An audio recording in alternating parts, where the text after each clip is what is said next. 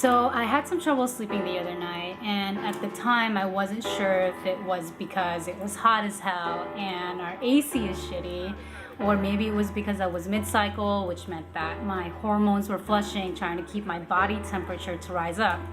I remember I went to bed around 10 p.m. and I tossed and turned for a while, trying to not look at the clock, because once you look at the clock, you get this calculated idea of how much time you've wasted, and that does nothing more but aggravates you. But I looked and it was past midnight. And I kept telling myself, you have so much stuff to do tomorrow. You've got deadlines, you've got meetings, you need to go back to sleep. So where am I going with this? If you didn't read my synopsis or didn't bother to look at the title of this video, today we're talking about anxiety and how we can talk ourselves out of a downward spiral and how to manage anxiety once we do have it. Welcome to the Missed Appointment.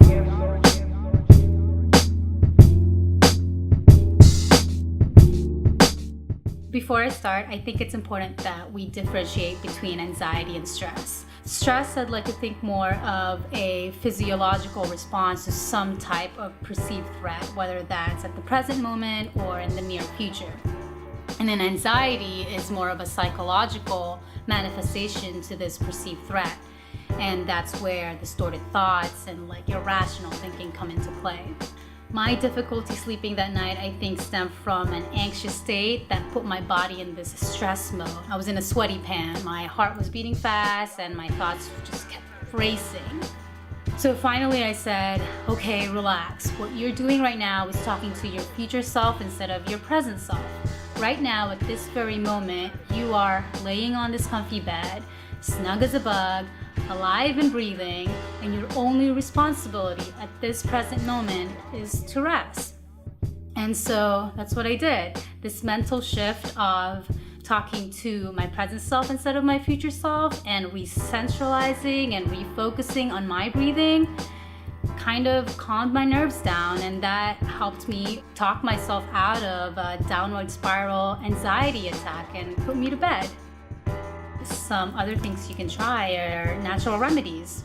Kava and valerians are two of my favorites. They act on the GABA receptors, making them essentially very similar to your pharmaceutical benzos, which are typically prescribed for someone with anxiety.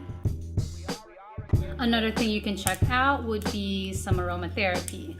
Essential oils such as chamomile, holy basil, and lavender.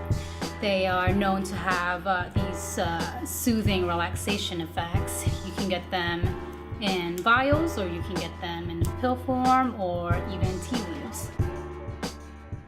Those are some things you can try if you are suffering from an acute anxiety attack. But if you are someone who is suffering from chronic anxiety, something to keep in mind is your magnesium level. Magnesium is an important mineral in our body, and it gets easily depleted when we are under stress. So eating a lot of magnesium-dense foods are a great way to manage that. Green leafy veggies such as spinach and Swiss chard are actually really rich in magnesium. Other things you can try are some pumpkin seeds, walnuts, and avocados. Also, try taking an Epsom salt bath, which breaks down to magnesium and sulfate, which then gets easily absorbed via your skin. Alright, so I hope this video didn't make you guys too anxious, but if it did, you can try those antidotes that I just mentioned, and let me know how it works. Thanks for watching.